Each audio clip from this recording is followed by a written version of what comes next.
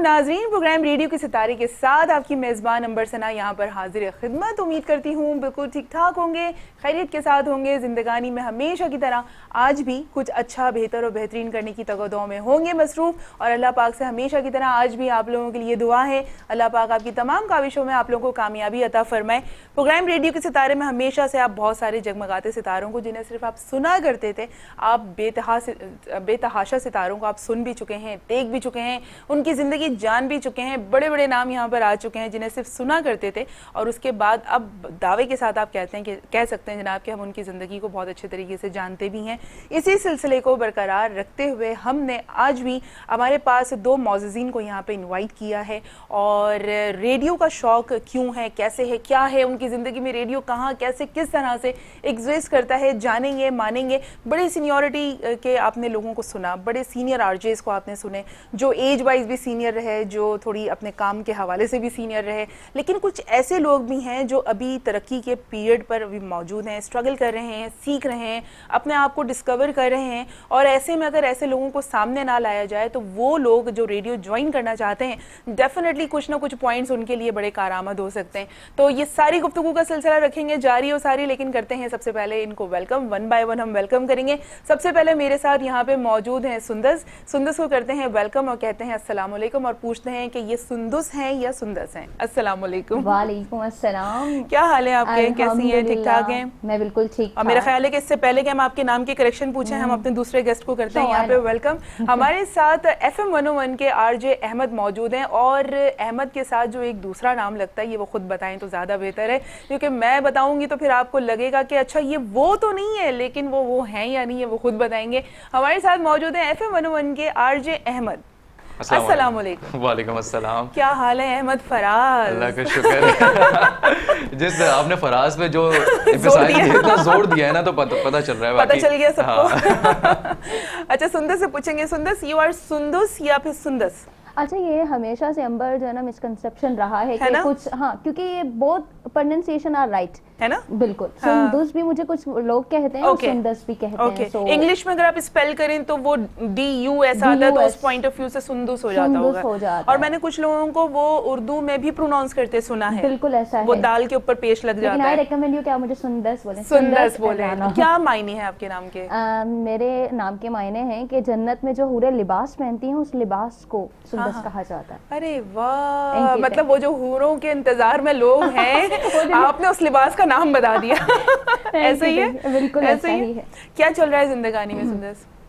Well अंबर, अभी तो कुछ ऐसा खास नहीं चल रहा, एक गैप चल रहा है और फर्दर स्टडीज के बारे में प्लानिंग चल रही है कि अब क्या करियर जो है आपको चूज करना है, आपको क्या प्रोफेशन रखना है, सही क्या करना है लाइफ में, which will definitely effect you on your whole life. सही फिलहाल ये चल रहा है, प्लानिंग चल रही है, थोड़ी सी स्ट्रेटजीज बना रही हैं, काउंसलिंग चल रही है। काउंसलिंग किसकी, आपकी या आपके तवज्जुह से किसी और की? नहीं, मेरी चल रही है। अच्छा, ओके। क्योंकि मैं इस चीज को अंबर वेरी सीरियस नोट सोचती हूँ कि बजाय कि आप खुद से डिसीजन लेके कोई फील्ड चुन लें, तो आप किसी एक माहिर की जो है ना राय ले लें। बिल्कुल, कि मैं ये सोच रही हूँ ये मेरे लिए सही रहेगा, ये चीज तो मैं इस पे ज्यादा ये मैं समझती हूँ कि आज की जनरेशन को इस चीज की जरूरत भी है, एक सही सजेशन मिल जाती है आपको, सही गाइडलाइंस आपको मिल जाती हैं और चूज करने में थोड़ी सी आसानी हो जाती है, राइट? ऐसा ही है। अच्छा, हमारे साथ अहमद भी मौजूद हैं। फराज का क्या सिलसिला है, इनसे पूछते हैं क्या मसला है इस फराज का?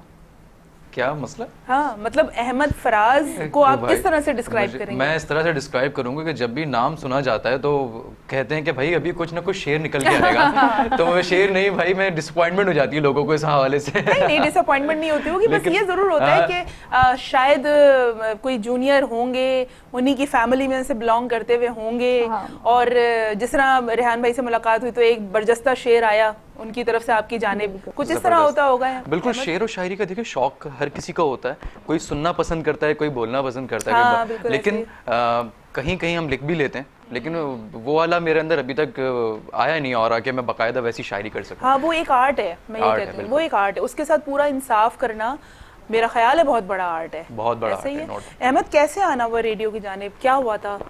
एक इत्तेफाक हुआ था। सही है। रेडियो हुआ क्या है कि एक दफ़ा मैं कॉल पे बात कर रहा था किसी से, किसी ने मुझे कहा यार तुम्हारी आवाज़ ऐसी है, तुम रेडियो पे जा सकते हो। अच्छा। मैंने बोला अच्छा, मैंने उस चीज को पकड़ लिया, बस उसी एक बात को ना, उसके बाद मेरी कभी उनसे बात भी नहीं हुई। अच्छा। तो अब इस बात से बहुत सारे मतलब निकलते हैं, मैं अब बोलना मुनासिब नहीं है। तो या तो वो अपने मशवरे पे लोग पछता रहे होंगे। नहीं ऐसा नहीं है, बिल्कुल अभी वो खुशी से सर बुलंद करके चल रहे हैं। अच्छा, अहमद फराज भाई 101 पे आते हैं। ठीक है। तो बस मैंने अपनी सीवी ड्रॉप की थी, मुझे ऑडिशन के लिए कॉल आई और अल्हम्दुलिल्लाह मेरा पहला ऑडिशन क्लियर हो गया था। उसके बाद से मैं कर रहा हूँ 101। कैसी जा रही है जर्नी आपकी? बहुत अच्छी जा रही है, और सिखाने का नहीं बल्कि सीखने का ही अमल चल रहा है सीखने, हाँ ऑफ कोर्स सीखने का ही अभी सिलसिला है और वो सारी चीज़ें ऐसी चलती रहेंगी। और सुंदर से जानते हैं, सुंदर से रेडियो की तरफ अभी आपने फिलहाल गैप लिया हुआ है, लेकिन रेडियो की तरफ एक्सीडेंटली आई या शौक था? और अगर शौक था तो उसको परस्यू करने में कोई प्रॉब्लम पेश आई, और अगर एक्सीडेंटली आई हैं तो फिर कैसे आई हैं?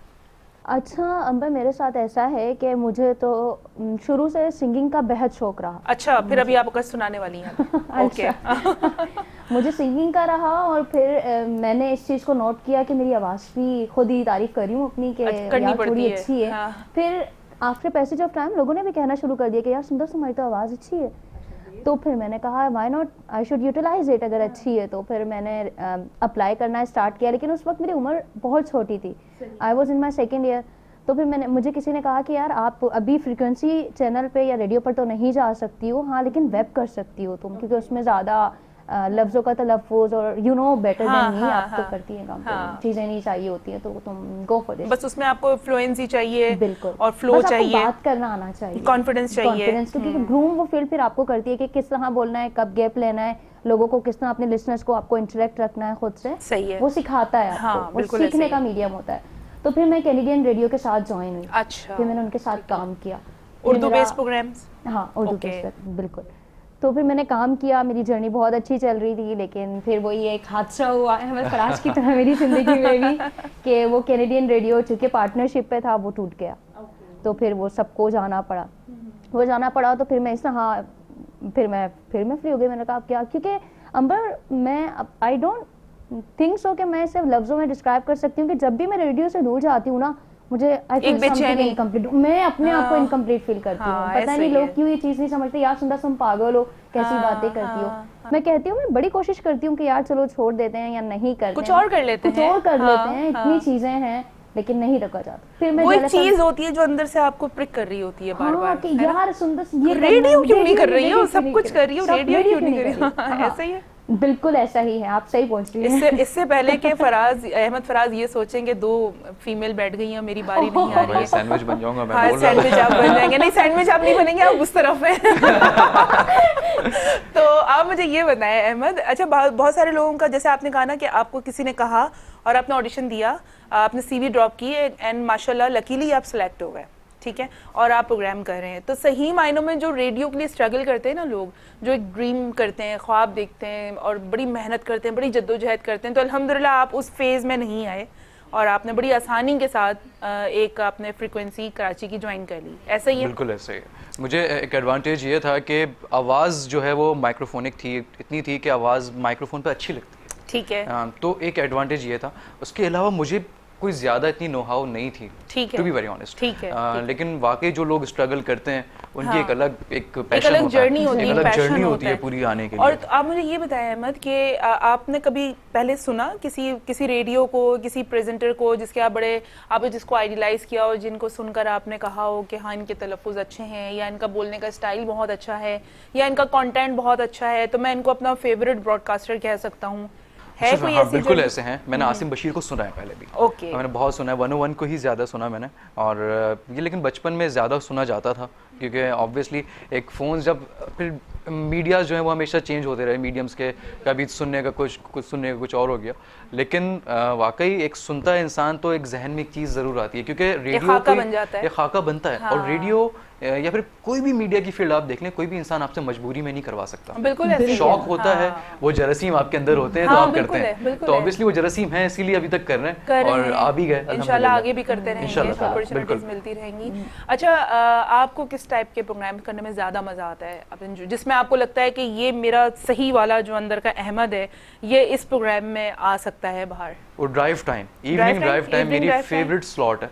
मुझे बड़ा मजा आता है उस तो अगर कभी आपको गीत गजल टाइम करने का दिया गया तो क्या करेंगे? गीत गजल टाइम तो शेर शायरी नहीं, मैं फिर अहमद फराज वाकई निकल के आएगा इंशाल्लाह। और मैं आपको बताऊं एक इत्तेफाक मेरे साथ ये हुआ कि मुझे लोग ये ना सोचे ना अहमद फराज ने बहुत स्पीड पकड़ी है इवनिंग ड्राइव टाइम में, आहिस्ता आहिस्ता करके स्पीड पकड़नी है। तो हुआ क्या कि मुझे स्वीट होम शो भी दिया गया। अच्छा किया आपने? मैंने स्वीट होम शो किया। कितने टोटकास दिए थे उसमें? मैंने बहुत सारे टोटके, डिफरेंट एक्सरसाइजेस खवातीन के हवाले से। खवातीन के हवाले से? जी बिल्कुल एग्जैक्टली भाई, मैंने बहुत सारे इस तरह के शोज मैंने किए। फिर मैंने बोला नहीं, बाज़ औक़ात ऐसा होता है कि अगर कोई अपने मिजाज के बरखिलाफ किसी प्रोग्राम में अगर आप अच्छी परफॉर्मेंस दे देते हैं तो फिर मैनेजमेंट आपको वहीं पे कंसीडर करती है। हाँ बिल्कुल करती है। मुझे 2-3 ऐसी स्लॉट्स हैं जिसमें मुझे बहुत ज्यादा बोला गया, लेकिन मेरे लिए जो कन्वीनियंट है और जो मेरा फेवरेट है वो इवनिंग ड्राइव टाइम। सही से। अच्छा, इवनिंग ड्राइव टाइम का जो सेम मोमेंटम है, जो सेम है, वही सारी चीज वो जस्ट फॉर यू में भी है, 9 to 11 वो जस्ट फॉर यू में भी कभी किया है आपने? बिल्कुल किया है। मैं वही बता रहा हूँ, ये 9 to 11 और 11 to 1 ये दोनों के लिए मुझे बहुत बोला जाता है। अच्छा, बोला जाता है। ओके। अच्छा, मुझे वैसे पर्सनली आई लाइक मुझे मॉर्निंग ड्राइव टाइम दे दें, मुझे इवनिंग ड्राइव टाइम दे दें। शायरी अगर आप देंगे तो खुद ही पछताएंगे मसला हो जाएगा फिर। वैसे मैं शायरी बहुत करती हूँ, पसंद करती हूँ, फेसबुक पे बहुत कुछ चल रहा होता है, लेकिन पसंद करने का मतलब ये नहीं हो सकता कि आप उसके साथ मुकम्मल इंसाफ भी कर सकेंगे। ठीक है, मतलब ये बेहतर है कि बजाय इसके कि जिस चीज में आपका टैलेंट नहीं है या आपकी कमांड नहीं है, आप उसमें खेलने के बजाय बेहतर है कि आप उसके साथ इंसाफ करें और साइड में रहें। बिल्कुल ऐसा ही है। अच्छा सुंदर, रेडियो जिस तरह आपने कहा कि जिंदगी में आपकी अगर रेडियो आप कुछ नहीं कर रही होती तो आपको लगता है कि कुछ है। अच्छा, फैमिली की तरफ से कभी कोई सपोर्ट, कभी कोई मुखालफत, कन्विंस करना पड़ा हो फैमिली को, या किसी ने कहा हो कि मिलता क्या है रेडियो से, ये तो बताओ। 2-3 चीजें हैं हमारे घर में। नहीं, अल्हम्दुलिल्लाह इस मामले में बड़ा सपोर्ट रहा। अच्छा, ग्रेट। मुझे अपने वालिद साहब का बहुत सपोर्ट रहा। वालिदा तो मेरी कहती हैं कि हाँ करो, वो तो बस कहती है कि तुम्हें जो करना है ना तुम करो। वालिद साहब, बहनों का भी बहुत सपोर्ट रहा, भाइयों का भी इवन रहा। फैमिली का इशू नहीं आया। मुझे इशू जो है जिस चीज़ का आया वो ये था कि मेरी स्टडी आई, क्योंकि हम जो है मेरी फैमिली में मेरे फादर स्टडी को बहुत प्रायोरिटी देते हैं, तो उन्होंने मुझसे कहा चलो ठीक है करना है। कन्विंस तो जाहिर सी बातें करना पड़ा कि, लेकिन फिर वो एक शर्त पे हुआ कि अगर आपकी पढ़ाई पे इफेक्ट नहीं पड़ेगा तो यू कैन गो। तो फिर वो बड़ा करके, और अल्हम्दुलिल्लाह स्टार्टिंग में बड़ी मुश्किल भी हुई कि रेडियो के साथ फिर आपको थोड़ा सा लग रहा होता है कि यार मैं टाइम नहीं दे पा रही हूँ। 14 घंटा एक्स्ट्रा पढ़ लेती थी, आधा घंटा एक्स्ट्रा पढ़ लेती थी, अब वो हो रहा है तो उसके लिए फिर रातों को भी पढ़ना पड़ता ताकि आपकी पढ़ाई साथ साथ मेंटेन रहे ना, अब पीछे ना चली जाए आप बहुत ज्यादा। अच्छा, तो आप मुझे ये बताएं, फैंस वगैरह का सिलसिला रहा लाइफ में?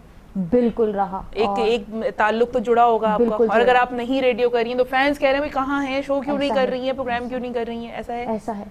मैंने जब वेब रेडियो किया था कनाडा का, मुझे आई स्टिल रिमेंबर कि मुझे बांग्लादेश से, और उसका एक कंट्री, उसका तो नाम भी नहीं आता है, बुटूजी करके समथिंग। अच्छा। वहाँ से मुझे मैसेजेस आ रहे हैं कि आप शोज़ नहीं कर रही हैं, मैं आपका बहुत बड़ा फ़ैन हूँ। और आई गेस कि मुझे कोई 5-6 शोज़ किए होंगे मैंने, तो मुझे बहुत अच्छी फीलिंग आई थी। और स्टिल अभी भी मेरे पास मैसेजेस आ रहे होते हैं और मुझसे कहा जा रहा होता है कि सुंदर आप क्यों शो नहीं कर रही हैं, हम आपकी आवाज़ को मिस करते हैं, और ये चलें आप शोज़ नहीं कर रही हैं तो आप कोई पोइट्री ही रिकॉर्ड करके अपनी आवाज़ में डाल दें, सही हम सुन लें। मेरे बकायदा मैसेजेस आ रहे होते हैं कि आपने कुछ रिकॉर्ड किया तो शेयर करें ना हमारे साथ। तो ये बड़ा अच्छा, ये साथ ही साथ आपकी मेमोरीज जनरेट हो रही होती है ना, आगे चल के फिर आप ये चीज़ें देखते हैं। अच्छा अहमद, मुझे ये बताया, अच्छा हमारे साथ जब सोलो गेस्ट होते हैं तो हम उनसे ही पूछ रहे हैं, 2 गेस्ट आते हैं तो हमें ये होता है कि दोनों के साथ बराबर इंसाफ होना चाहिए, किसी एक को कोई शिकायत नहीं होनी चाहिए। और खासतौर पे जब 2 फीमेल होती हैं तो मर्द बेचारा, जो मेल है बेचारा, वो सोचता ही है कि मैं क्या कर रहा हूँ यहाँ पे बैठा हुआ। तो मैं अहमद से मैं पूछती हूँ, अहमद मुझे ये बताएं, ओवरऑल रेडियो की जर्नी आपकी कैसी जा रही है? लाइक अभी तो सुंदर है नहीं, गैप लिया हुआ है, तो अभी आपको कोई परेशानी होती है अपने प्रोफेशनल लाइफ में या फैमिली को, या फिर आपको कोई कंपटीशन लगता हो इदारे में या अपने शोज़ के दरमियान, या आपको लगता हो कि हाँ इससे मुझे टफ टाइम मिलता है? ओवरऑल कुछ ना कुछ आप चीज़ें साथ साथ गो थ्रू कर रहे होते हैं ना एक जर्नी के दौरान, तो कुछ इस तरह की कोई परेशानी है? अच्छा, मेरी कभी भी ऐसी हुई नहीं है। मैं ना प्रोफेशनल लाइफ के अंदर हुई, हाँ, और ना मेरी पर्सनल लाइफ के अंदर कोई भी हर्डल्स नहीं है रेडियो की वजह से। अच्छा। मैंने अल्हम्दुलिल्लाह बहुत मेरा अच्छा किया है, और मेरी रेडियो जर्नी ओवरऑल आपकी बहुत अच्छी जा रही है। बहुत अच्छी जा रही है। एक जो कह सकते हैं जो एक एनवायरनमेंट है हमारे अपने रेडियो का भी, कि एक कंपटीशन होता नहीं है, लेकिन जब बात आती है कहीं के सब एक साथ खड़े हुए और किसी को अप्रिसिएशन होती है तो आपको फिर होता है कि यार जब अप्रिसिएशन हुई है तो देयर मस्ट बी समथिंग जो इसके अंदर है और मैं शायद मिस आउट कर रहा हूँ। ठीक है, तो वो एक लर्निंग का प्रोसेस फिर वहां से दोबारा उठ जाता है कि हाँ भी दोबारा कुछ लर्न करना है। लेकिन अगर आप खुद कर रहे हैं, शोज खुद ही सुन रहे हैं और लोग सुन रहे हैं और आपको बताने वाला इतना ज्यादा अगर कुछ नहीं है तो फिर आप इतना ग्रो नहीं करते। अच्छा है कि लोग बताते हैं और पता चलता है कि अप्रिशिएट कौन किसको कर रहा है, तो हम भी अपने आप को ग्रो कर सकें। तो अपनी करेक्शन कैसे करते हैं अहमद, क्या करते हैं? अपने शोज खुद रिकॉर्ड करके सुनते हैं और दूसरों के शोज को अब मैंने बहुत ज्यादा सुनना शुरू कर दिया। ओके, कि पता चलता है कि क्योंकि हर इंसान का अपना एक स्टाइल है, मैं अपने स्टाइल को चेंज नहीं करता, लेकिन ये जरूर होना चाहिए क्योंकि ऑब्वियसली एक चीज कॉमन है वहाँ पे, वो ये है कि जब भी एक आरजे माइक पे बोल रहा है तो वो एक अपनी पर्सनैलिटी पोर्ट्रे कर रहा है जिसको लोग सुनना चाहते हैं। एंड साथ ही साथ आप अपनी फैमिली को भी रिप्रेजेंट कर रहे हैं। एग्जैक्टली, अपने चैनल को कर रहे हैं, फैमिली को कर रहे हैं, अपने आप को कर रहे हैं। तो जो लिसनर पॉइंट ऑफ व्यू से, क्योंकि हम लिसनर बन नहीं सकते, हम वो माइक्रोफोन पे होते हैं, लेकिन हर कोई अपने जाविये से उसको पोर्ट्रे कर रहा होता है। तो ये देख रहा होता हूँ कि लिसनर किसको ज्यादा पसंद कर रहा है। जरूर कुछ ना कुछ एक ऐसी चीज होगी उसको ज्यादा पसंद किया जा रहा है, तो वो चीज हमें अडेप्ट करनी चाहिए और अच्छी चीजों को हमें अच्छी चीजों को हमें लेना चाहिए, पॉजिटिव लर्निंग है, मतलब ठीक है, ऐसा होना चाहिए। तो ये जो एक ब्रॉडकास्टर होता है ना, उसकी हर ब्रॉडकास्टर का अपने ऑब्जर्वेशन का एक अपना स्टाइल होता है, एक अपनी उसकी एक ऑब्जर्वेशन स्किल्स होती हैं जो वो खुद ज़्यादा बेहतर तौर पे जानता है और पहचानता है, और जैसे जैसे वो जानता जाता है, जैसे जैसे वो पहचानता चले जाता है, वैसे वैसे उसके ऊपर वो काम कर रहा होता है। और इस वक्त काम है मेरा, इस वक्त आप लोगों के साथ एक ब्रेक पे जाना। ब्रेक पे चलते हैं, वापस आते हैं और अहमद और सुंदर से फिर गुफ्तगू का सिलसिला हम ऐसे ही जारी और सारी रखेंगे। Stay with us.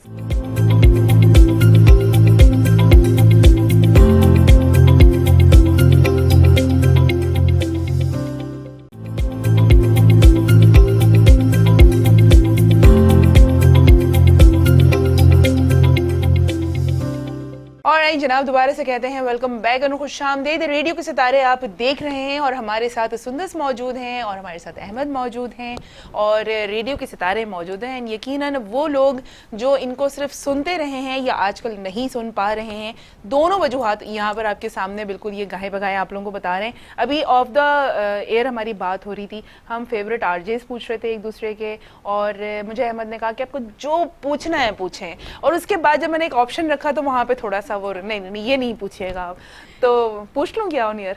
पूछ लें, आप पूछ सकते हैं। आप ना करें ये ना करें, ये मैंने तजस्सुस छोड़ दिया है। अब हमारे जो व्यूअर्स हैं ना, अब ये सवाल आपसे ही पूछा जाएगा। नहीं बताऊं ना जरा कौन से सवाल पे कहा था कि ना कभी पूछना। चले मैं उसको थोड़ा सा रैप करके पूछ लेती हूँ, शादी कब कर रहे हैं? ठीक है, ये बड़ा एक ऐसा क्वेश्चन किया इसको मुझे भी नहीं पता इसका आंसर ना। अभी अम्मी पीछे पड़ी हैं। अच्छा, अम्मी पीछे कर लो अहमद, कर लो, बहुत हो गया टाइम। अम्मी अभी बहुत टाइम बाकी है। क्या उम्र हो गई आप? मेरी उम्र बहुत कम है भाई। तो फिर अम्मी को समझाए ना ये बात। मैं अम्मी को यही समझा रहा हूँ कि अभी बहुत उम्र बाकी है। बोल रही है मुझे करनी है तुम्हारी शादी, मुझे बहू लानी है। बहू लानी है। लग रहा है कि ऐसा ना हो इस प्रोग्राम के बाद आपके रिश्ते सेट हो ये तो होगा सही बात है। अच्छा जरा हमने थोड़ा सा अपने प्रोग्राम को कंटेंट को थोड़ा सा लाइटर नोट पे रखा हुआ है, और वो जो एक टिपिकल हम क्वेश्चंस पूछते रहते हैं हमेशा से, क्योंकि आप बहुत सारे एक साथ इसकी देख चुके हैं और वो क्वेश्चंस भी आप लोगों को याद हो चुके होंगे। तो मैं नहीं चाहती कि उन क्वेश्चंस के बेस पे आप एक प्रोग्राम तैयार कर लें, इसलिए हमने थोड़ा सा अपना फॉर्मेट चेंज कर दिया है।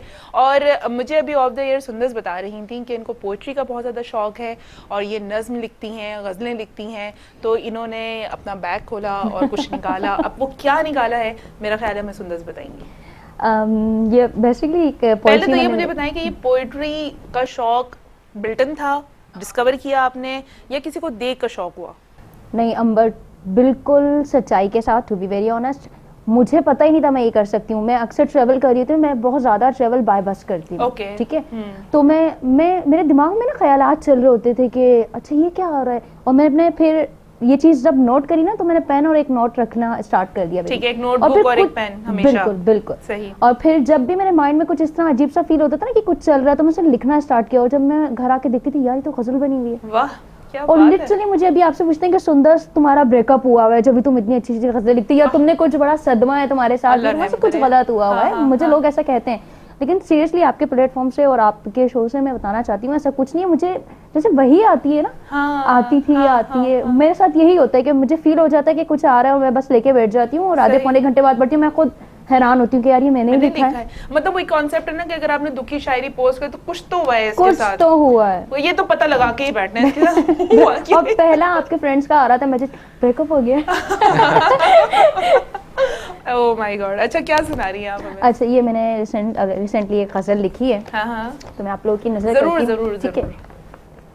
एक तरह से ये खुद कलामी अंबर मेरी है, ठीक है, मेरी मुझसे, ठीक तो है। मैंने इसका उन्वान भी ये रखा है, कोई तो हो। कोई तो हो, वाह क्या बात है। सो ये स्टार्ट यहाँ से है कि कोई तो हो जो समझे मुझे, हाँ सुने नहीं मगर पढ़े मुझे, कोई तो हो जो इस दिल का मुकीम बने, आके जाने में जरा भी जल्दी नहीं करे, कोई तो कहे कि कोई तो हो जो कहे कि बहुत राज रखती हो, मगर फिर भी बहुत खास लगती हो, क्यों तुम मुस्कुराहट में भी अब बेजार लगती हो, कोई तो हो जो बस नजरें मिलाए और समझ जाए, वाह। कोई तो हो जो कहे कि बहुत उम्दा तरीके से खुद को नज़्मों में छुपाती हो, कहे मुझसे कि मेरी शायरी एक नाकाम कोशिश है, खुद को छुपाने की, हर आरज़ू को दबाने की, वाह।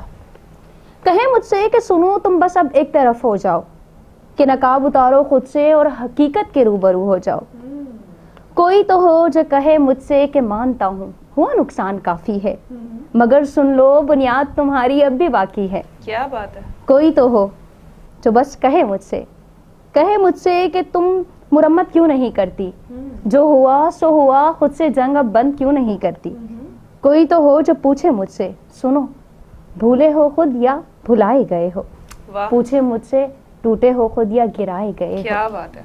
क्या वो इतना जरूरी था बताओ मुझे, कोई तो हो जो बस पूछे मुझसे। क्या बात है। यहाँ पे तो तालियां, कोई तो हो जो तालियां बजा दे, तालियां बजा दे भाई। ये मेरे प्रोग्राम में रेडियो के सितारे में वेरी फर्स्ट टाइम ये हुआ है कि एक बाकायदा शायरी की गई है, वरना इससे पहले लोग अपने शौक का जरूर बताते हैं, पैशन का जरूर बताते हैं, सारी चीजें हैं, हाँ। लेकिन बाकायदा उसको सही तरीके से जो शामिल हुआ है प्रोग्राम में वो आप ही का कलाम हुआ है। तो मुझे ऐसा क्यों लग रहा है कि आखिर में भी आप हमें कुछ सुनाएंगी? आपको लग रहा है तो फिर मुझे सुनाना पड़ेगा। नाइस। ओके, कैसे मैनेज करती हैं सुंदर ये जब जो खुद कलामी होती है? खुद कलामी में आपको पता है जब आप खुद कलामी कर रहे होते हैं या आप जब अपने आप को जान रहे होते हैं, खोज रहे होते हैं, एक अलग ही दुनिया होती है, बहुत अलग। ठीक है, उस दुनिया में आप ही होती हैं या फिर वो जो आपका तखल्लियाती साथी होता है आपका, ठीक है? ऐसे में फिर वापस इस विजनरी दुनिया में आना और अपने आप को वहाँ पे प्रेजेंस शो करना कैसा लगता है? क्या करती हैं?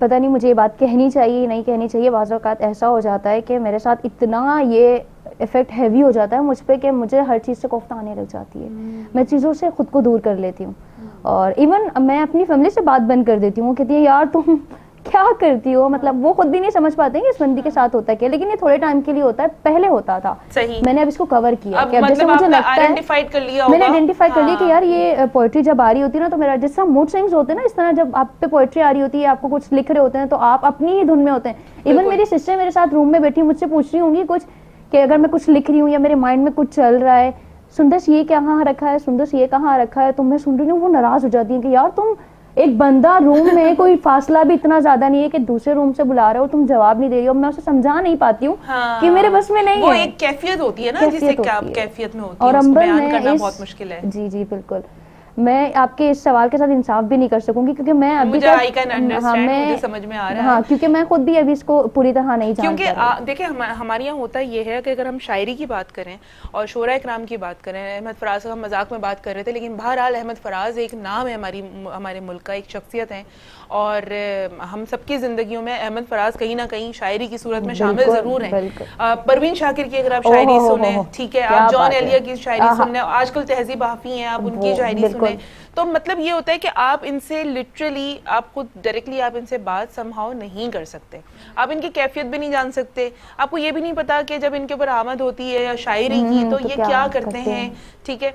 तो वो वाली चीज़ें, तो आप मुझे कोई बहुत ज़्यादा कदीम तो नहीं है ना, आप बहरहाल आप यंग जनरेशन को, आप यूथ को रिप्रेजेंट कर रही हैं, तो यूथ अगर जब इस फीलिंग में होती है तो डेफिनेटली उस चीज़ को भी हाईलाइट होना चाहिए, उस बारे में भी बात करनी चाहिए कि कोई भी चीज़, कोई ज़रूरी नहीं है कि शायरी एक मखसूस एज में जाके आप करेंगे, हाँ, बिल्कुल, या पूरे ज़माने की धूल देख लेने के बाद आप उस फील्ड तक पहुंचेंगे। तो ये तो मेरे भी प्रोग्राम का कंटेंट नहीं है बहरहाल, लेकिन हम जब यूथ की बात करते हैं तो यूथ के अंदर जो टैलेंट होता है, एक अगर ब्रॉडकास्टर की बात करते हैं, लाइक अभी मैंने उनसे पूछा कि अगर आपको गीत गज़ल का मौका मिल जाए या अगर आपको करना पड़ जाए तो डेफिनेटली आपको इस राह से गुजरना तो पड़ेगा। आप गूगल करेंगे तो आप अहमद फराज को भी पढ़ेंगे, आप नजमी को भी पढ़ेंगे, आप तहजीब को भी पढ़ेंगे, फिर कहीं जाके आप अपना कंटेंट रेडी करके आप शो करने के लिए बैठेंगे, राइट? ऐसा ही है। और इधर एक बात मैं कहूँगा कि जो शायरी की रूह है ना, वो उम्र से नहीं आती, वो इंसान के अंदर खुद दी जाती है, वो आ जाती है, वो कभी भी आ जाती है, कभी भी आ जाती है। और कुछ लोगों को एक्सपीरियंस करके आ रही होती है, कुछ तजुर्बात के हवाले से आ रही होती है, कुछ को एनवायरनमेंट ऐसा मिल जाता है, और कुछ को जैसे भी बता रही थी सुंदस के उन पे आमद हो जाती है, आमद हो जाती है, कैफियत। अच्छा, अगेन प्रोग्राम के कंटेंट से बिल्कुल एक हटकर एक डिफरेंट सा सवाल है, लेकिन अभी चूंकि शायरी की बात हो रही है तो यहाँ पर मैं पूछ लेती हूँ, फिर हम नेक्स्ट क्वेश्चन की तरफ जाएंगे। क्या शायरी सीखने के लिए मोहब्बत करना जरूरी है? हाँ, somehow मेरे जैसे, या मोहब्बत करते ही शायरी आ जाती है? नहीं, मोहब्बत करते हुए मुझे ऐसा लगता है, शायद हो सकता है मैं गलत भी लगता हो, मुझे ऐसा लगता है कि जैसे मेरे जैसे लोग हैं ना, आमद जिन पर आती है, एक मैंने परवीन शाकिर का आपने जिक्र किया, मैंने उनकी जब बायोग्राफी पढ़ी तो उनपे भी आमद आती थी, वो जो है अपने लॉन में टहलना स्टार्ट कर देती है, उनकी वालदा बताती है कि जब भी उसे आमद आती थी ना परवीन शाकिर को, तो वो अपने लॉन में जहाँ उन्होंने अपने पौधे उगाए हुए थे वो टहलना स्टार्ट कर देती थी।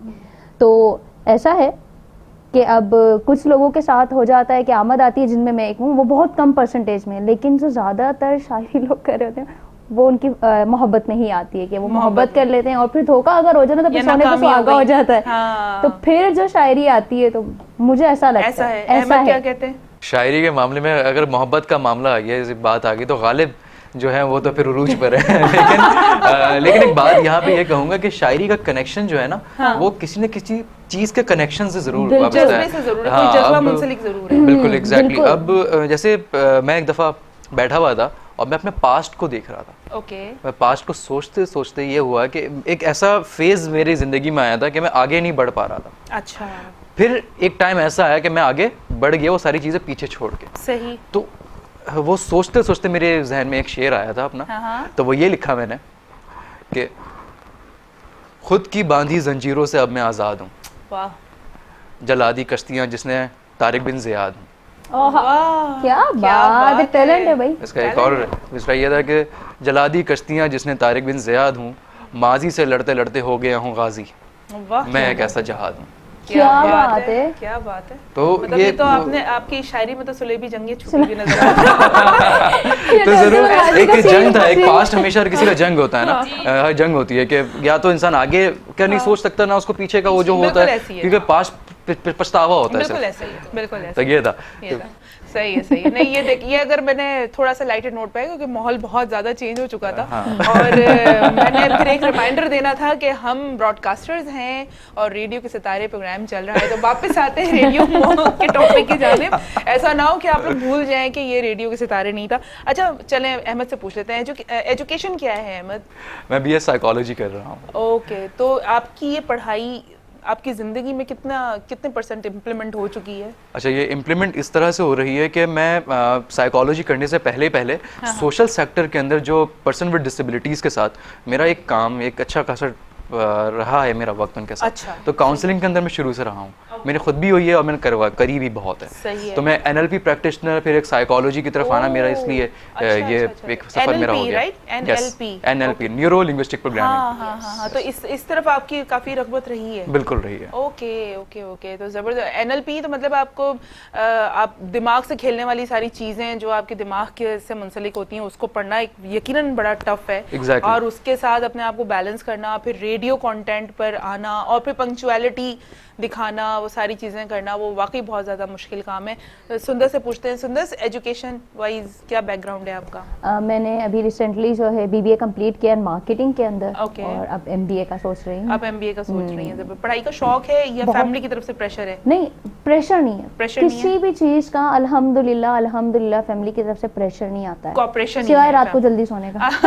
सही है, जल्दी सोना है। ओके। बाकी प्रेशर मास्टर फैमिली का कुछ भी नहीं आता है, ये खुद है। एक तो कहते हैं कि लड़कियां वैसे भी पढ़ने वाली होती हैं। हाँ वैसे ये तो है, ये तो है हमें ना, ज्यादा नहीं गर्दन हिली है बड़ी जोर से, नहीं होती पढ़ने वाली। अभी मैं एक जगह पे मौजूद था, वहाँ पे कुछ 3-4 लड़के तो 7-8 लड़कियाँ थी। तो किसी ने कहा 7-8 लड़कियाँ देखेंगी हैं, सबके सब पढ़ रही हैं और 3-4 लड़के, इनमें से 3 लड़के नहीं पढ़ रहे हैं और ये एक पढ़ रहे हैं। वो एक ने 6 मास्टर्स किए हुए थे, तो वो सारी मतलब कुछ होते हैं लेकिन वो सबको कवर कर लेते हैं। बता रहा हूं 6 मास्टर कर लिए थे, अब भी पढ़ेंगे वो, ये तो कोई लॉजिक नहीं है भाई। ये नहीं, इस पर हम डिटेल से बात करते हैं। जो पढ़ने वाले हैं तो वो ज्यादा पढ़ लेते हैं। अभी हम ब्रेक पे चलते हैं, फिर आपसे बात करते हैं। अब ये तो एक ऐसा मोड़ पे लाके खड़ा कर दिया है मतलब कि हम इसको जाने नहीं दे सकते। ब्रेक पे चलते हैं और इनसे थोड़ा सा निमटते हैं, इन सवाल का जवाब लेते हैं। सही से आप कहीं नहीं जाएंगे, हैं हमारे साथ।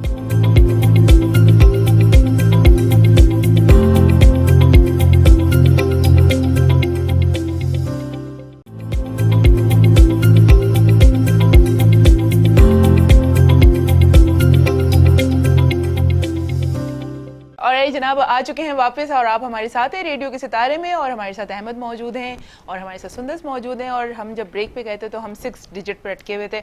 हमने वो मसला काफ़ी हद तक रिजॉल्व करने की कोशिश की है, लेकिन चूंकि प्रोग्राम हमारा अपने दौर पर बाकी था, से मजीद गुफ्तगू करेंगे और अहमद से तो मेरी मुलाकात चलती रहती है, तो इंशाल्लाह हम साथ ही साथ करते रहेंगे।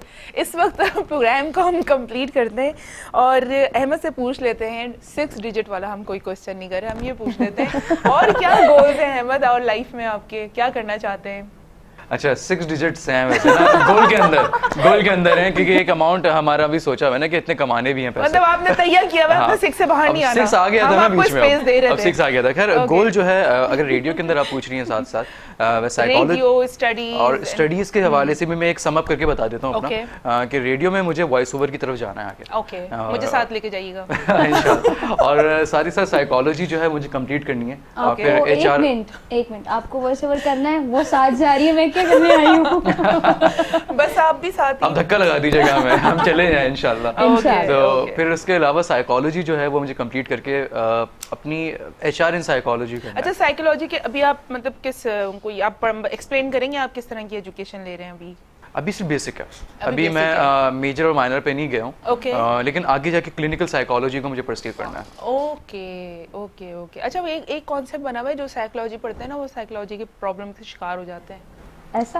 अच्छा ये पता है वो ज्यादा पढ़ लेते हैं, वो बहुत ज्यादा पढ़ लेते हैं साइकोलॉजी, जो ज्यादा पढ़ते हैं वो साइको हो जाते हैं, ये इस तरह की। और मैंने ऐसा नहीं कहा, नहीं मैं बता रहा हूँ, मैं आपको बता रहा हूँ ऐसा यार, सिर्फ इस बात को कोड नहीं कीजिएगा, मैं पूरा लेट मी कंप्लीट ठीक है। तो होता क्या है कि साइकोलॉजी बहुत सारे लोगों के माइंडसेट है, मैं बता रहा हूँ, ये होता है हमारे सोसाइटी में कि अगर हम इसको पढ़ेंगे तो हमारे जहन पे कोई इफेक्ट ना आ जाए। ठीक है, तो ये होता है, ये एक स्टीरियोटाइप है, लेकिन ऐसा है नहीं, इफेक्ट नहीं है ये। हाँ मतलब ठीक है, अगर आप कोई भी स्टडी लेने हैं तो पढ़ रहे हैं तो ऑफ कोर्स जो अगर आप उसको कीन होके पढ़ रहे हैं, ऑफ कोर्स वो आपकी साइकी पे कहीं ना कहीं तो इफेक्ट होगा ही, और आपको बिहेवियर्स का अंदाजा होना शुरू हो जाता है, ठीक है, आपको मोल्ड अपने आप को मोल्ड करना आना शुरू हो जाता है कि आपने कहाँ कैसे रहना है, क्योंकि एक तरह की पर्सनैलिटी हर जगह काम नहीं करती। बिल्कुल ऐसा ही है, और ना ही एक ही तरह की पर्सनैलिटी के लोग आपको मिलते हैं। एग्जैक्टली यही बात है, क्योंकि if you want to become a socialise, और हम तो हैं ही सोशलाइज ना, हम तो अब सोशल हो गए हैं आहिस्ता आहिस्ता, तो और इन चीज़ों में हमें समझना और जरूरी है। बिल्कुल सही। और अब तो चीज़ें बड़ी मॉडिफाई हो चुकी हैं, चीज़ें बड़ी आसान भी हो चुकी हैं, सिर्फ मॉडिफाई नहीं बहुत आसान भी हो चुकी हैं। तो चीज़ों को समझना, उनको परस्यू करना, अपनी लाइफ में उनको इंक्लूड करना, फिर उस पर कामयाबी बतदरीज बनाते रहना कोई बहुत ज़्यादा मुश्किल टास्क नहीं है। लेकिन हाँ 2-3 चीज़ें बेसिकली चाहिए होती हैं। एक तो वर्क हार्ड आपको करना चाहिए, दूसरा आपको पंक्चुअल होना चाहिए, तीसरा सबसे जो मोस्ट इंपॉर्टेंट बात है वो ये कि आपके अंदर बेइंतहा सब्र होना चाहिए। कंसिस्टेंसी सब्र, मतलब कंसिस्टेंसी के साथ सब्र के आपको इंतजार भी करना है, पेशेंस भी करना है। मतलब ऐसा नहीं है कि आपने 2 चीजें की और उसके बाद बस हाथ पे हाथ रख के आप बैठे हैं कि बस अब इंतजार और नहीं मिल रहा, क्यों नहीं हो रहा, वो क्यों नहीं रहा, वो वाली जो एक कैफियत है ना वो आपको बहुत बेचैन रखती है। तो वो जो आपका अंदर का एक वो सारी चीजें वो थोड़ी सी डिस्टर्ब रहती हैं। अच्छा सुंदर से पूछते हैं कि सुंदर आपने जिस तरह बताया कि अभी आप अपनी स्टडीज को आप कंप्लीट रखेंगी, तो क्या ये आपका फाइनल गोल है या इसके अलावा भी इससे भी जुड़े हुए कुछ और गोल्स हैं? देखिए मैं कभी भी जो ना ये नहीं समझती कि आपने जो गोल सेट कर लिया वो फाइनल होगा, तो कुछ भी हो सकता है। अभी मैंने फिलहाल ये सोचा हुआ है कि अपना स्टडीज कंप्लीट करनी है, देन PhD के साइड पर जाना है, पढ़ना है, काफी पढ़ना है। पढ़ना। पीएचडी, आप भी पीएचडी करेंगी? हाँ, मैं भी इंशाल्लाह दादा। ओके ओके, चलें सही है, ठीक है। अब मेरे जहन में कुछ आ रहा था, मैंने अभी छोड़ दिया, क्योंकि अभी जब आपको एक चीज़ बताऊं, आपको थोड़ा सा डिफरेंट एपिसोड लग रहा होगा हमारा। बेसिकली होता है ये कि जब आपके साथ सीनियर्स आके बैठते हैं तो डेफिनेटली उनकी अपनी एक पर्सनैलिटी होती है, उनकी पर्सनैलिटी के एक अरोमा आ रहा होता है, तो वो आपको केयर करनी पड़ती है, आपको रिस्पेक्ट करना पड़ता है। वो आपका एक बॉडी लैंग्वेज ऐसी होती है जो आपको रखनी पड़ती है। अदरवाइज जब हम यूथ के साथ बैठते हैं या थोड़े से सेम मिजाज के लोग बैठे होते हैं तो लाइटर नोट पे जाना बहुत ज्यादा जरूरी है, ताकि ये जो एक बना हुआ है ना कि रेडियो के लोग बड़े खुश्क होते हैं, एक ये भी कॉन्सेप्ट बना कि रेडियो के लोग होते बड़े खुश्क हैं, तो हम बड़े लाइवली भी होते हैं भाई। अगर हमें मौके दिए जाएं तो फिर हमें कोई चुप नहीं करा सकता और हंसी के दौरे भी फिर आपको पड़ सकते हैं। तो ऐसे ही है, ऐसा ही सिलसिला है। अच्छा, मुझे ये बताएं सुंदर, सबसे पसंदीदा प्रोग्राम का कंटेंट आपका क्या रहा? किस टाइप के आप प्रोग्राम को ज्यादा पसंद करती हैं? मैं 2-3 चीज़ें मैंने प्रोग्राम करके देखा, उसमें मेरा जो ना पोएट्री का बहुत अच्छा गया वो था। तो डेफिनेटली गया होगा। हाँ। और उसके बाद मैं जो है ना हंसी मजाक वाला फन वाला शो बहुत लाइक करती हूँ। मतलब फिर महफिल जो लगती है ना, बस वो खत्म नहीं हो पाती है, तो बड़ी मुश्किलों से जान छुड़वाई जाती है। तो जब 5-10 मिनट रह जाते हैं, आई स्टिल रिमेम्बर मेरा एक शो था, मैं बहुत फन उसमें कर रही थी, वो क्वेश्चन पूछा हुआ था, इतने मैसेजेस, टाइम खत्म हो रहा है जाइएगा मत, टाइम खत्म हो रहा है जाइएगा मत, लेकिन वो जाहिर सी बात है आपको जाना होता है। तो मैं फन, मुझे लगता है कि मेरा सेंस ऑफ ह्यूमर बहुत अच्छा है। अच्छा, माशाल्लाह। नहीं बिल्कुल, हर ब्रॉडकास्टर का सेंस ऑफ ह्यूमर वाकई बहुत अच्छा होता है, लेकिन कभी कभार बाजू का खुद नहीं पता लग रहा होता है ना अहमद? ऐसे ही है ना, आपको आइडिया ही नहीं हो रहा होता कि आपका अपना सेंस ऑफ ह्यूमर बड़ा कमाल का काम करता है भाई। ऐसा होता है, और ये होता है एनवायरनमेंट के साथ आहिस्ता आहिस्ता डेवलप होना शुरू हो जाता है। ठीक है, क्योंकि आप बहुत सारी चीजों को ऑब्जर्व एक साथ कर रहे होते हैं, और एक ब्रॉडकास्टर के लिए जब वो ब्रॉडकास्ट कर रहा होता है कोई भी शो, तो कितनी जगह उसका जहन लगा होता है आपको ही बिल्कुल ऐसे ही है। बिल्कुल एक जगह नहीं बल्कि बहुत सारी जगह पे उसका टेंशन मल्टीपल जगहों पे माइंड स्टक हुआ हुआ होता है। एग्जैक्टली। हाँ, अब परफॉर्मेंस भी आपने अच्छी देनी है, परफॉर्मेंस भी देनी है, आपने कंसोल भी देखना है, आपने मैसेजेस देखने हैं, कमेंट्स, कॉल्स एक साथ, और टाइम भी आपने देखना है कि आपने टाइम कैसे मैनेज करना है, न्यूज़ ब्रेक भी है, बहुत सारी चीजें साथ लेके चलनी पड़ती हैं। अच्छा, कभी कोई लाइव प्रोग्राम में कभी कोई इस तरह की कोई प्रॉब्लम हुई है, अचानक से ऑल ऑफ सडन आपको टैकल करना मुश्किल हो गया हो? हाँ, बिल्कुल ऐसा हुआ है। ये तो ना इवनिंग ड्राइव टाइम में हुआ होगा। नहीं, इवनिंग ड्राइव टाइम नहीं, एक दफा अच्छा, जब तक मुझे शोज मिले ना, तो उस वक्त तक मुझे कंसोल आ गया था संभालना। मैं शुरू में जब आया तो मुझे एक कंबाइंड शो दिया गया था किसी ओकेजन पे, एक फेस्टिवल पे, आई थिंक ईद का शो था, और मेरी को आरजे नहीं आई थी, और मैं नया था, और ड्यूटी ऑफिसर भी नहीं थे, तो मैंने मतलब करना तो है, तो कंसोल संभाला, तो मैं बोलता रहा। बहुत अच्छा शो मैंने स्टार्ट किया और सॉन्ग प्ले किया, तो जब देखा तो माइक ऑन ही नहीं था। जबरदस्त। तो ये पहला, और मतलब माइक ये तो के हवाले से दो प्रॉब्लम्स हो गई ना, एक तो आपकी को आरजे नहीं आई, एंड दूसरा जो आपने जितनी एफर्ट डाली वो आपने ऑन एयर भी खुद ही नहीं किया उसे। एग्जैक्टली, क्योंकि मेरे साथ ये है कि मुझे थोड़ा सा सिस्टम देखने के लिए भी ना मुझे अपनी एफर्ट्स लगानी पड़ती हैं एक स्क्रीन पे देखने के लिए। तो वो एफर्ट जो है वो मल्टीप्लाई हो जाती है चैलेंजेस के अंदर। कि अब चैलेंज ज्यादा है।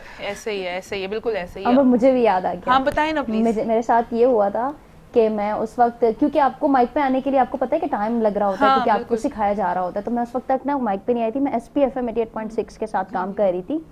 तो एक जो बात है, शो था 4 से 5 का, वेडनेसडे था और ट्यूसडे डे था, आई डोंट रिमेंबर, याद नहीं है। तो आरजे उनकी ना, उन्हें कहीं जाना, तो उनसे मेरी बहुत अच्छी बातचीत हो गई थी। मैं नाम ले सकती हूँ? जी। आरजे शादाब जफर, उन्हें कहीं जाना था, तो वो मेरे पास आई, सुंदर मुझे जाना है और जाना भी अर्जेंट है और शो भी नहीं छोड़ सकती, अब क्या करना है। और उससे पहले मैंने ना कंसोल देखा है, ना मतलब देखा तो है, चलाया नहीं है, ऑपरेट नहीं करना आता। तो अब जो है मैंने कहा इन्हें जाना भी है, क्या करूँ? मैंने कहा चलिए आप, क्योंकि बहुत अच्छी अंडरस्टैंडिंग हो गई थी, तो मैंने कहा चलिए ठीक है आप चले जाए, मैं देख लेती हूँ, क्योंकि मैंने वेब किया हुआ था, मुझे हाउन होती कि मैं कर सकती हूँ। फिर वो चली गई, उन्होंने परमिशन ली कि भाई प्रोग्रामिंग मैनेजर से कहा कि ये कर लेंगी, मुझे जाने दीजिए, मेरी इमरजेंसी। उन्होंने कहा चले ठीक है भाई। अब वो थे कोई, अभी जियो न्यूज़ पे ड्रामा चला है रंग महल का असिस्टेंट डायरेक्टर कशमाल हसन, वो अभी तक मेरे साथ हैं ऐड। तो मुझे कहते हैं, तुम, मुझे यकीन नहीं आता, वो तुम्हारा पहला शो था, तुमने इतना अच्छा किया माशाल्लाह। तो फिर कंसोल वो चलाना नहीं आया मुझे, तो फिर मैंने उनसे रिक्वेस्ट की अपने कोऑर्डिनेटर से कि भाई मुझे सिर्फ इशारा देते ना कि माइक ऑन है, मैं सिर्फ बोलूंगी लाइन अप करना, लाइव जाना, यूट्यूब से कनेक्ट, जो भी तुम्हें करना है वो तुम खुद करना। अच्छा, वो भाई तो करने में लग गए। मजहर था कोऑर्डिनेटर उस वक्त इवनिंग का, तो उसने कहा चले मैं देख लेता हूँ, पूरा कर लिया।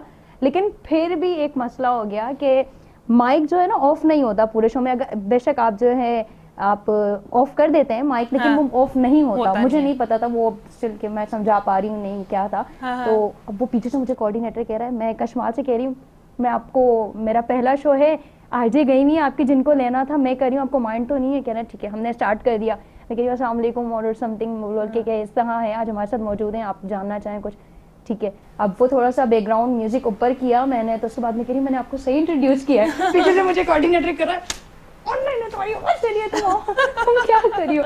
तो ये मेरे साथ बड़ी गलती थी कि ये मैं क्या कर रहा था। मतलब वो जज्बात में थोड़ा सा जो है ना, वो मुझे डर लग रहा था कि एक असिस्टेंट डायरेक्टर आया हुआ, वो भी रंग महल उस वक्त अच्छा चल रहा था जूनियर्स पर। ये होता है। अच्छा, क्योंकि टाइम बहुत तेज़ी के साथ ख़त्म ऑलमोस्ट हो चुका है, लेकिन हम प्रोग्राम को बाकायदा तरीके से रैप अप करेंगे और चलते चलते एक मैसेज ज़रूर लेंगे सुंदर से भी और अहमद से भी।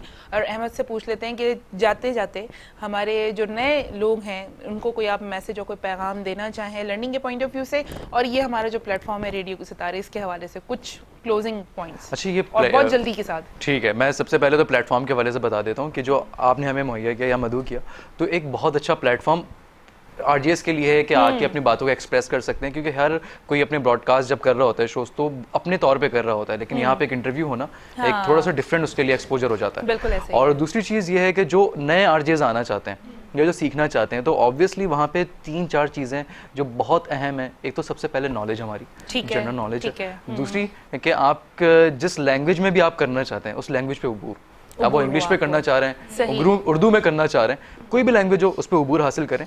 और तीसरी जो चीज़ है कि कभी भी जब भी आप शो करें तो एक इस चीज़ को ज़रूर जहन में रखें कि आप अपना एक करैक्टर यहाँ पे पोर्ट्रे कर रहे हैं, चैनल है आपका, अपना एक बैकग्राउंड है जो भी आप कर रहे हैं, क्योंकि आपकी सिर्फ आवाज़ नहीं होती है। बहुत सारे लोग कहते हैं कि रेडियो पे सिर्फ बोलना ही तो होता है, तो वो बोलना नहीं होता। बोलता तो एक कोई भी किसी भी एक गैदरिंग के अंदर बैठ के बोल रहा होता है, लेकिन ये पता होना कि कब क्या बात करनी है और कौन सी बात तहजीब के साथ करनी है, कौन सी बहुत कैजुअली लेके जानी है, ये बहुत सारी चीजें वक्त के साथ भी आती हैं और जितना सुनेंगे उतना आएगा। जल्दी से सुंदर से ले लेते हैं। मैं जल्दी से इतना सीखूंगी, I totally agree with Ahmad Faraz के उन्होंने बहुत अच्छी बात कर दी। दूसरा ये कि मैं आपके प्लेटफॉर्म से, ये तो जाहिर सी बात है कि आपने बुलाया और एक थोड़ा सा मोटिवेट हो गया, चलो कुछ हम भी करें। ये कि जो भी इंसान या कोई भी यंगस्टर्स जो है ना रेडियो की फील्ड में आना चाह रहा है, तो वो बस ये याद रख ले कि हार्ड वर्किंग और कंसिस्टेंसी प्लस पैशन जो आपने कहा, ये रखना है। इसके बगैर आप नहीं इस फील्ड में नहीं चल सकते। एंड आई एम श्योर कि जो रात में आप डिसीजन ले रही थी ना आने का, आई एम श्योर कि आप वो गलत कर रही थी, आप मानेंगी अब इस बात। ऐसा ही है। अगर आपको ऐसा लगता है तो आई माइट बी राइट। क्योंकि मैं ये समझती हूँ कि लोगों से मिलना और अपने आप को मुतारिफ कराना, लोगों को अपनी ज़ात का इंट्रोड्यूस करवाना अपने आप को, ये भी एक आपके लिए एक ब्लेसिंग से कम नहीं है। समहाउ बहुत सारे लोगों को इसी वजह से नहीं जान पाए क्योंकि कम्युनिकेशन गैप और बहुत सारी अपॉर्चुनिटीज़ नहीं दी गई, तो बहुत सारे टैलेंटेड लोग पीछे रह गए और आज तक उन टैलेंटेड लोगों को बहुत सारे लोग नहीं जान पाए। तो वो सितारा कब तुलू हुआ, कब वो चमका और कब वो डूब गया, किसी को नहीं पता लगा। तो रेडियो के सितारे का जो बेसिक कंटेंट है वो यही है कि जनाब वो लोग जो रेडियो की तरफ आना चाहते हैं या जो आ चुके हैं या रेडियो से रुखसत ले चुके हैं, वो तमाम सितारों को जानने का पूरा राइट है, उनको पहचाने जाने का पूरा राइट है, और वो राइट किसी भी मीडियम पे जाके दिया जा सकता है जिस तरह के हमने यहाँ पे रखा। तो wish you all the very very best and good luck to both of you. मेरी बहुत सारी दुआएं, बहुत सारी बेस्ट विशेस आप लोगों के लिए कि आप लोग इसी तरह कामयाब रहें, ऐसे ही हंसते रहें, मुस्कुराते रहें और जिंदगी में बहुत सारी कामयाबी आप लोग हासिल करते रहें। आमीन सुम्मा आमीन। एंड ड्यूरिंग प्रोग्राम कोई बात बॉदर की गई हो तो कोई बात नहीं, ऐसा तो चलता ही रहता है। ओके जनाब, प्रोग्राम का करते हैं इख्तिताम। इंशाल्लाह नेक्स्ट एपिसोड में दोबारा किसी सेलिब्रिटी गेस्ट के साथ यहाँ पे मौजूद होंगे। उस वक्त तक रखिएगा अपना बहुत सारा ख्याल। टेक केयर, टाटा, अल्लाह हाफिज़।